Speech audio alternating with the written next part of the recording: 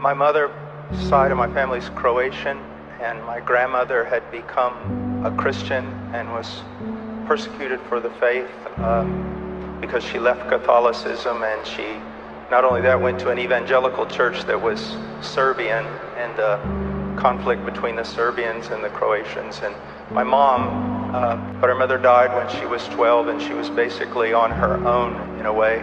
And she eventually was saved, but not much discipleship, and she married my father, who was an unbelieving man, although lived in Brazil for a long time because my grandfather and grandmother were some of the first Baptist missionaries to Brazil in Manaus in the 20s. And so my mom would take us to church ever since I was born. And I can remember when I was about 5 years old, I didn't know the gospel or anything, but I was literally terrified one night that my father would go to hell. And so I braved walking this dark hallway, and I woke him up and told him he needed to be saved. But I didn't even know what that meant. Years went by, I was 9, and I remember in a Sunday school, it was almost like, no, it wasn't a vision, but in my mind, I could just almost like I could see him hanging on a cross. And they took me up front to the preacher because I was crying almost hysterically. But I don't remember them ever telling me anything about repentance or faith. They just told me I was saved. And I was a fairly good kid, but I was not converted. I always had a fear of God. When I was 17, my father, who was a very strong, stern man that I greatly respect, we were working out, putting up a fence, and talking about that year's. I played basketball, and he was really excited about my senior year, and we were rolling out wire, and all of a sudden he just screamed, and he started to fall, and I grabbed him, and he just died of a heart attack. And at that moment, for the next 3.5 years, 4 years, I lived like a hellion. And so many people would say, well, he went through such a trauma, and they would feel sorry for me. But the reality of it was simply this: my father's death gave my flesh an excuse to live in sin. And I did. The most self-centered, wicked person.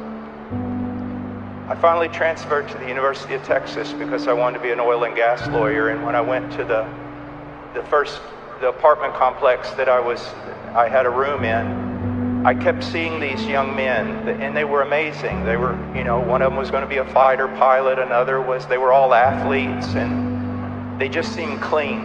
I didn't know what it was about them. They were amazing, but they were clean. And they began to share with me the gospel. And then one day I was in the undergraduate library in the copy room running off some oil and gas surveys with one of the teams that I worked with, a mock competition between oil companies. And a girl came up to me and said, I'm having a party Friday, why don't you come? And I had gotten to the point where I didn't go to parties or anything. I was 21, and I would just go into a tavern and sit there with old men and drink and stumble home. And I said, I'm not coming to your party. And she said, why? And I don't even know why I said it. I wasn't thinking, I just said it. I said it because I'm a Christian now, and I'm going to follow Jesus.